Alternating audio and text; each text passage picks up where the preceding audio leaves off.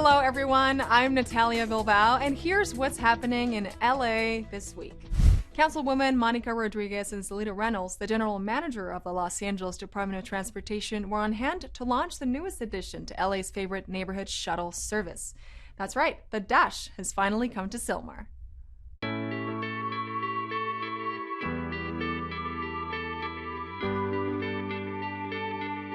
Today we're celebrating the opening of the new Dash line that's going to be running in Sylmar that is going to connect our community to very critical points, public transit hubs, but most importantly for me, connecting so many of our students to Mission College. Very excited about this new launch, and it comes at a great time just before the launch of the new school year.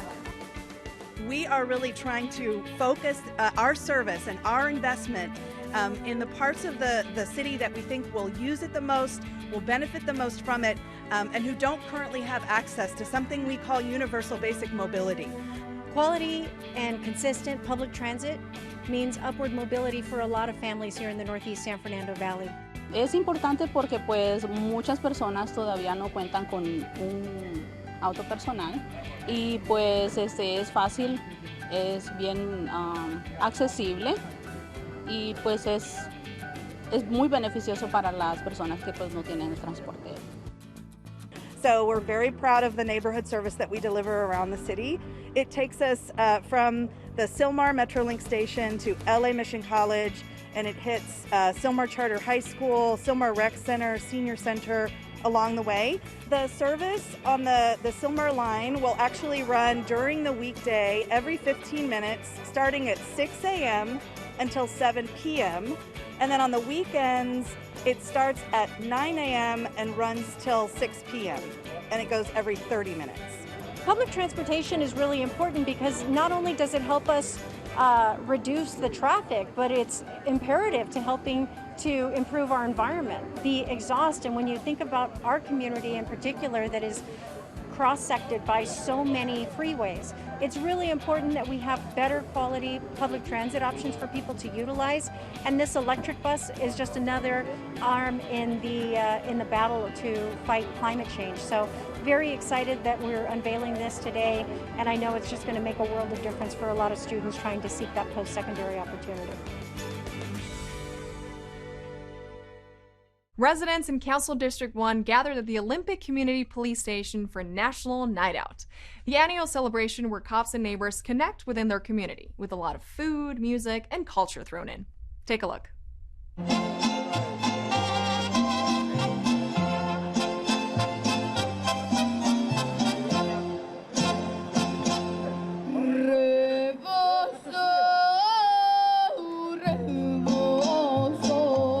Este evento se llama National Night Out y es un evento que tenemos cada año. Y es grande este evento porque salimos aquí toda la comunidad para juntarlos y para celebrar la estación.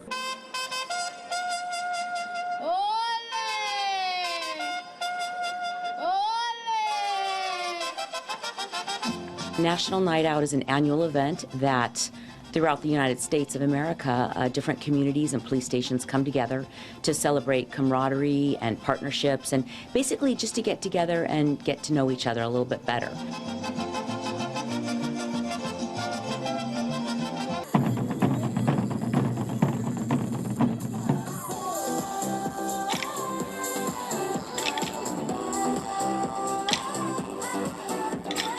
We've set up some booths and we have some folks that are out here to advertise what they do in the community. We've got some dancers, we've got someone that's going to sing the national anthem, and we've got our department chaplain who's going to give a blessing to everybody within the Olympic community.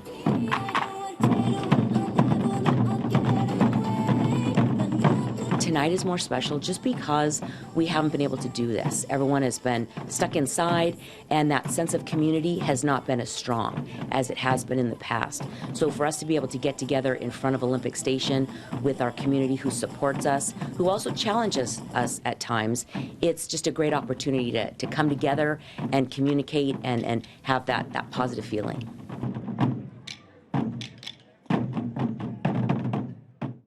National Night Out first began as a co-op between volunteers and law enforcement in the suburbs of Philadelphia in 1970. It would take 14 years for this community building idea to take root and grow into the nationally recognized event that it is today. Councilmember Mitch O'Farrell is always the first to take up the mantle of a worthy cause in his council district. Well, this time he's picking up, of all things, a paintbrush. He joined the organization Arts Bridging the Gap, local artists, students, and volunteers in the painting of a new mural at Dayton Heights Elementary School. We are painting a 300-foot mural here at Dayton Heights Elementary School. The kids came together with us over Zoom during the pandemic to talk about what they wanted on the wall. So the 5th graders that have now graduated helped inspire the idea.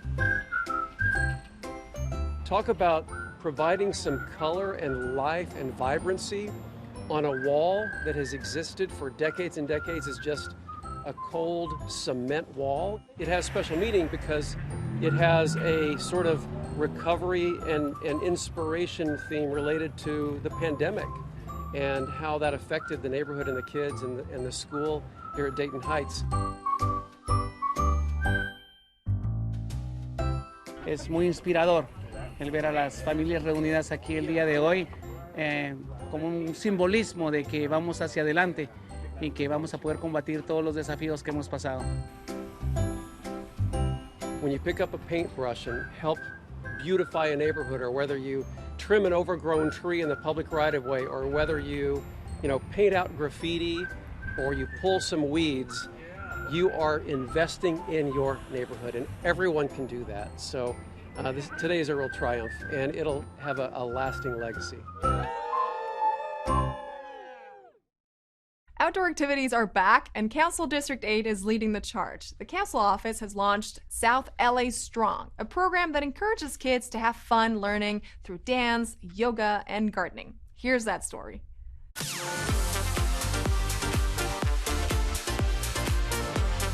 This summer, we really wanted to put out an initiative called South LA Strong that basically engages our families and our youth and just the community at large with outdoor activities, especially after the hard year that we had.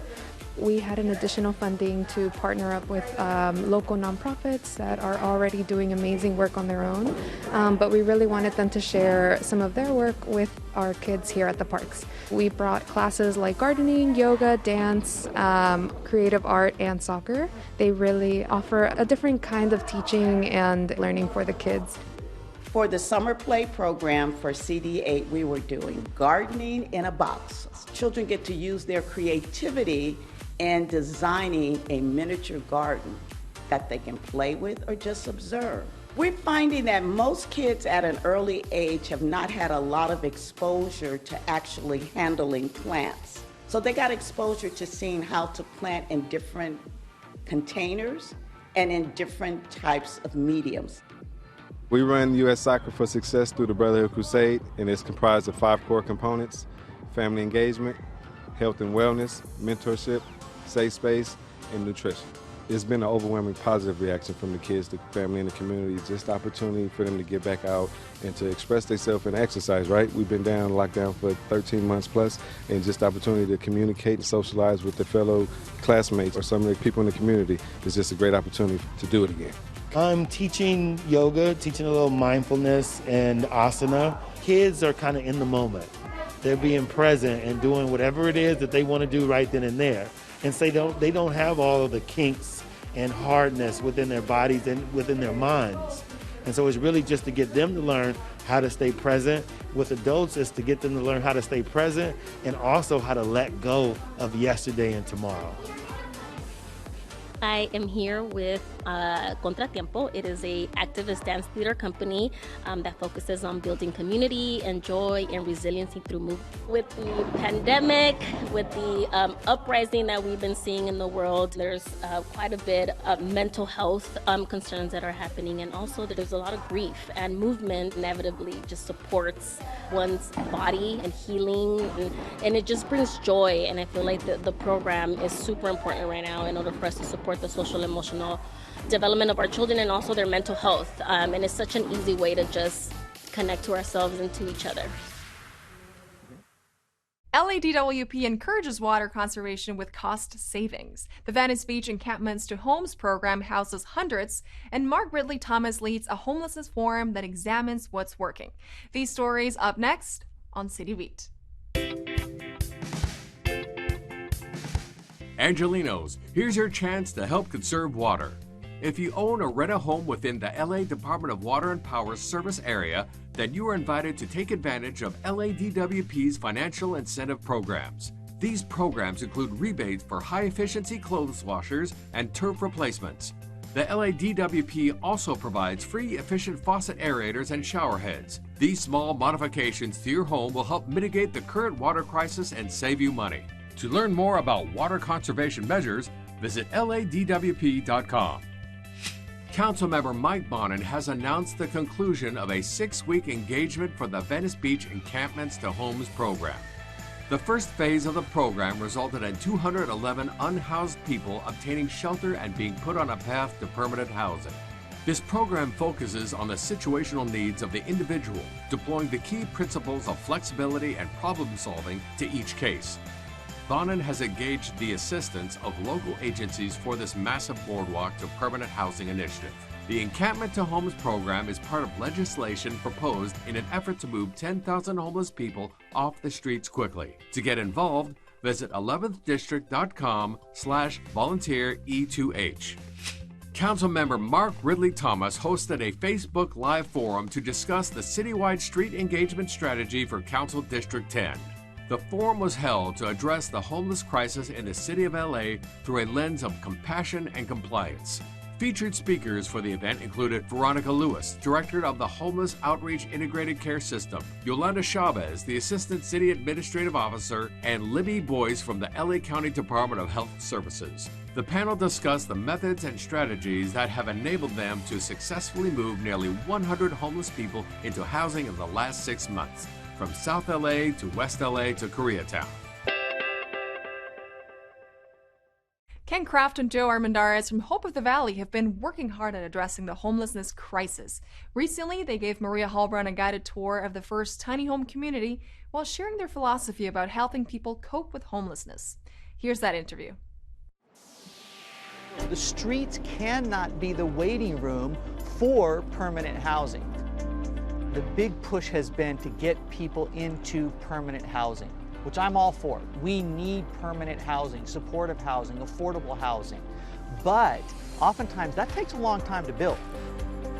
The ability to construct rapidly, to deploy interim housing, emergency temporary housing, is part of the solution here in Los Angeles to get people off the streets. This is really, it's delightful to see for a number of reasons. I mean, it does feel very calm, very relaxed, very homey. Well, this site right here is the very first tiny home community in the city of Los Angeles, and it's in Councilman Paul Krikorian's district, and this is on Chandler Boulevard, has 39 units and 75 beds. And since this one was opened up in February, we've been able to partner with other council districts and open up another 3 tiny home communities, and then we're slated for another 2 to open before September. I was homeless before I even knew about Hope of the Valley. I was going through a divorce. I ended up, making some wrong decisions in my life, and I was actually living out of my car. And living on the streets, it's not easy.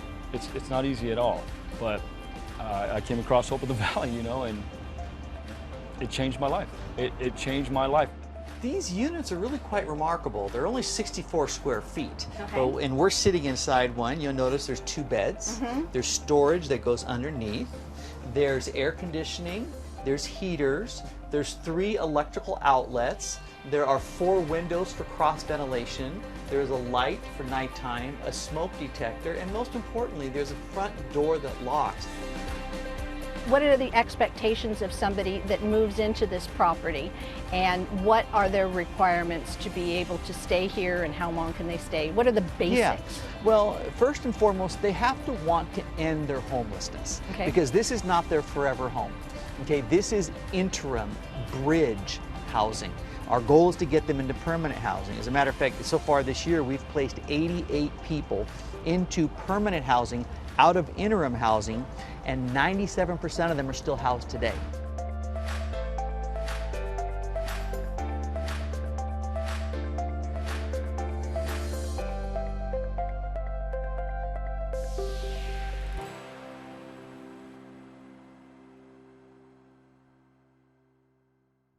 The organization Pars Equality Center teamed up with city plants and other organizations to distribute free trees to the Van Nuys community. The goal of the curbside tree adoption was to bring much-needed natural canopy and fresher, cleaner air to Valley residents. Here's that event.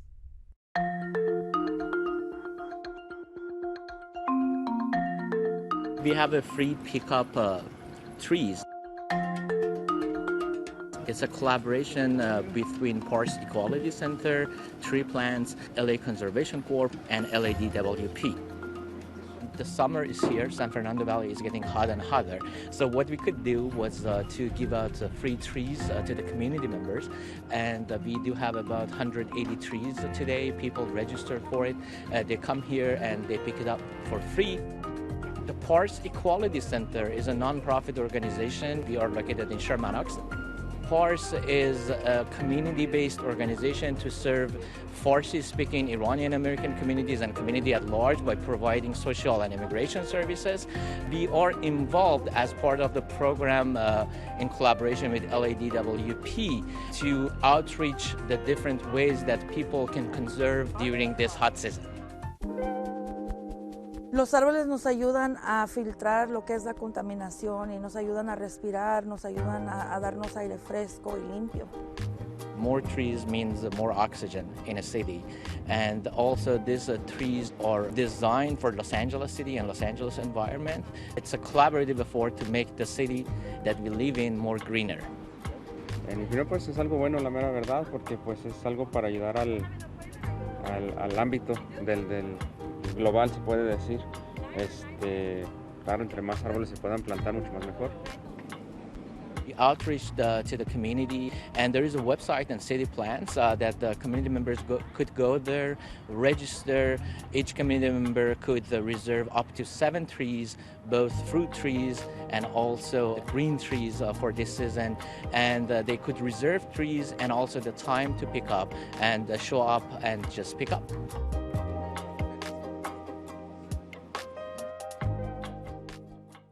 This next story is for the bird watchers in our audience. Museum educators from the Natural History Museum recently dropped by the Robert Louis Stevenson Branch Library. Their mission: to teach kids about the birds in and around Boyle Heights. Take a look. Today we have an on-site program for the Boyle Heights community.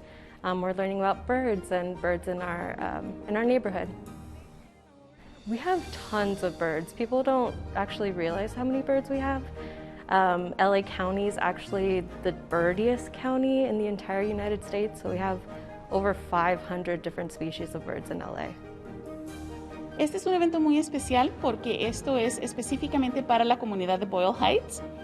Este es un evento que estamos haciendo en colaboración con el Museo de Historia Natural del Condado de Los Ángeles, y han traído algunos de los animales que tienen en el museo y para enseñárselos a los niños de la comunidad. No todos los niños de la comunidad tienen la oportunidad de visitar el museo, pero queremos traer el museo o traer algo de la naturaleza a la biblioteca para que los niños de la comunidad lo visiten. They've brought me a lot of happiness, the birds. I love seeing them every day. I think it's very cool how we get to learn about all these birds that really we don't really notice like from time to time. So it's interesting to learn a bit more about them and how we can help them so they don't go extinct one day. What a lot of people don't realize is birds are an indicator species. So depending on the birds that are in your neighborhood, it'll let you know kind of what's going on with the environment. How's the air quality? How's the ecosystem? So it's really important to know what birds we have in our neighborhoods, so that way we know how to take care of our environment and how to take care of the birds that are also in our neighborhoods. Levitt LA's free summer concert series has returned free open-air music events to MacArthur Park. Recently, the Office of Councilmember Gail Cedillo sponsored the performance of Selenamos, a Los Angeles-based tribute band for Selena Quintanilla. Check out this night of dance and community.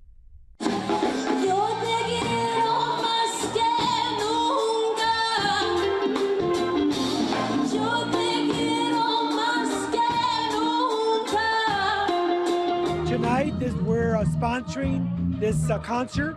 It's part of the Live at LA 50 concerts, summer concerts. Celeramos is the band. And Councilmember Cedillo strongly supports arts and culture. It's a beautiful night. It's nice and fresh.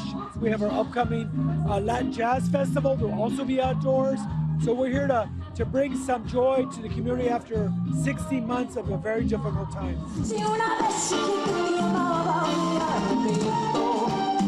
Oh, I'm enjoying it. I like that it's very lively. And I mean, I'm a Selena fan, so that's why I'm here today. As you can see, a lot of families are here with their children, so I think it's a great thing to do. Estamos aquí a recibir el reconocimiento del concejal Gil Cedillo por nuestro trabajo en la comunidad. Hemos colectivamente dado más de 5,000 toneladas de alimentos en los jardines aquí en el área de Westlake. Todavía existe la necesidad de las vacunas, así es de que por favor que se vacunen, seguir el apoyo a las comunidades indocumentadas aquí en el área y estamos aquí como Cultiva LA para apoyarle también. Ayer vine el primer día, estuvo lindísimo. Hoy es el segundo día y estoy contenta. No estamos seguros, pero estamos con la máscara. Estamos protegidos y con la vacuna, que es lo esencial. Necesitamos vacunarnos, ¿por qué no aceptarla? Que dejemos la ignorancia y lleguemos a ponernos la vacuna. We just want to make sure that people, now that we have the Delta variant, that they get vaccinated, that they also wear a mask, that they wash their hands, and be safe. They can call our office. We can tell them where they can get vaccinated at 213-473-7001. Call our office so we can help.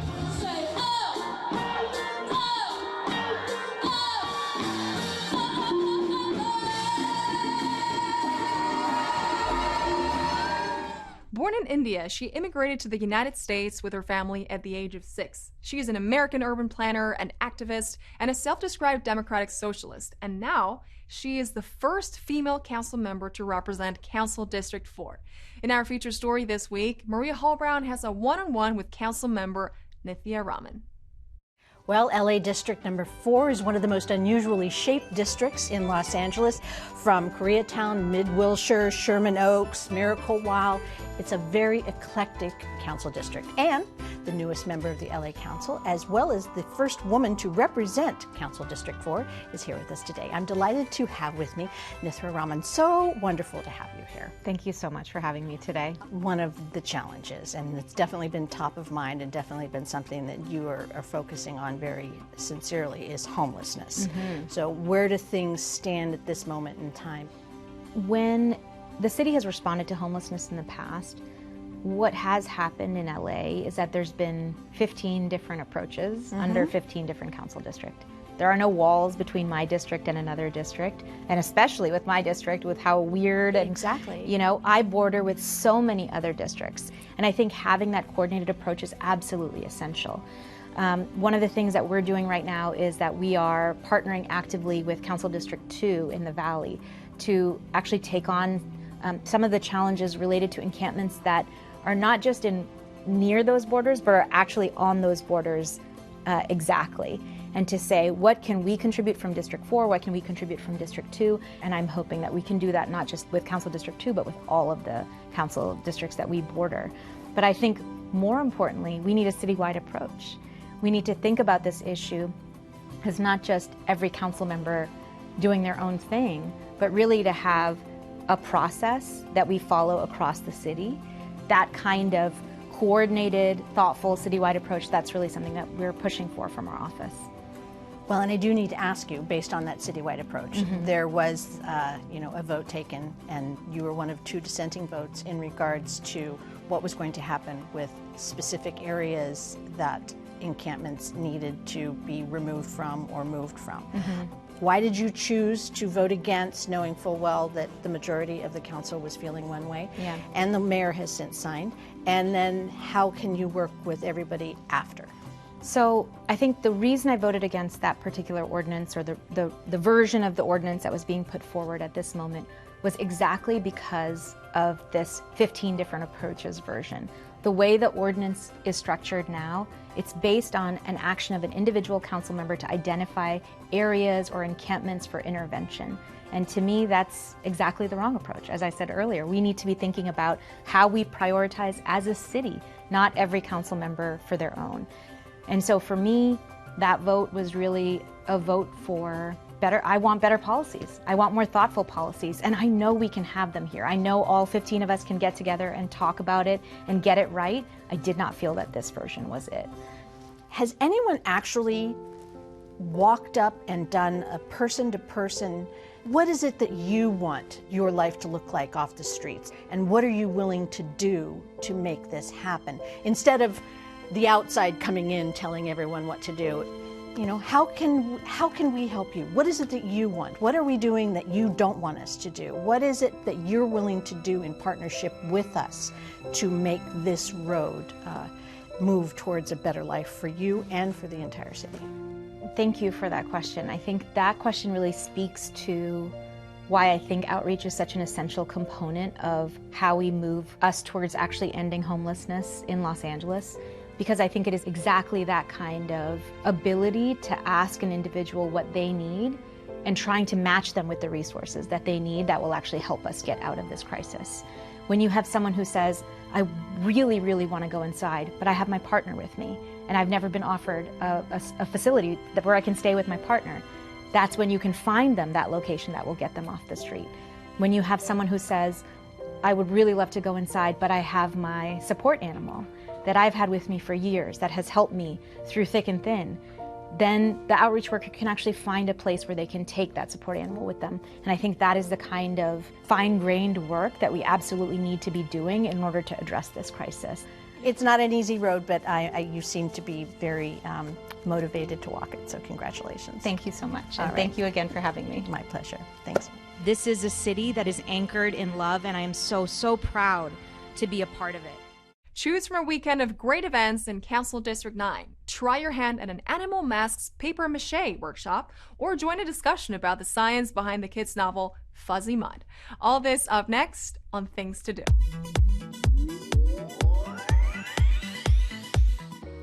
Councilmember Curran Price brings wellness and family fun to Council District 9 with two exciting events on Saturday, August 21st.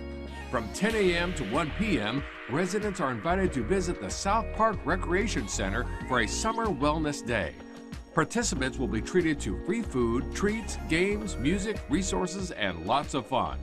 Meanwhile, at Vermont Square Park, the first annual Summer Saturdays extravaganza continues with Picnic in the Park. Enjoy food trucks, a bumping DJ, and free ice cream and painting. The festivities at Vermont Square Park kick off at noon, August 21st. For details, visit thenew9.com. The Department of Cultural Affairs invites your family to the Animal Masks Paper Mache Workshop. Teaching artist Leslie K. Gray brings her beautiful paper mache skills to this 3-week workshop where participants will create a mask in the style of their favorite animal. All workshops will be through Zoom, and there's a materials fee of $25 per person and $35 for families. Don't miss the Animal Masks Paper Mache Workshop, happening Thursday, August 19th, beginning at 6:30 p.m. For more information, visit cfaer.org. The Los Angeles Public Library will host the Big Read discussion, Explore the Science, Ergonyms, and Microbiology. Join the West Valley Regional Branch Library via Zoom as they read Fuzzy Mud by Louis Satcher. Guest speaker Dr. Ed O'Loughlin of Argonne National Laboratory in Illinois will be on hand to discuss the science behind the book and to explore the novel's themes. The Big Read discussion, Explore the Science, Ergonyms, and Microbiology, happens at a Zoom near you on Thursday, August 19th at 4 p.m. To register, visit lapl.org/events. And that's a look at some things to do. And that's it for this edition. I am Natalia Bilbao, and from all of us here at LA This Week, thank you so much for joining us. A reminder that you can catch us online at lacityview.org, and we're also on Facebook, Twitter, and YouTube. See you next time for more LA This Week.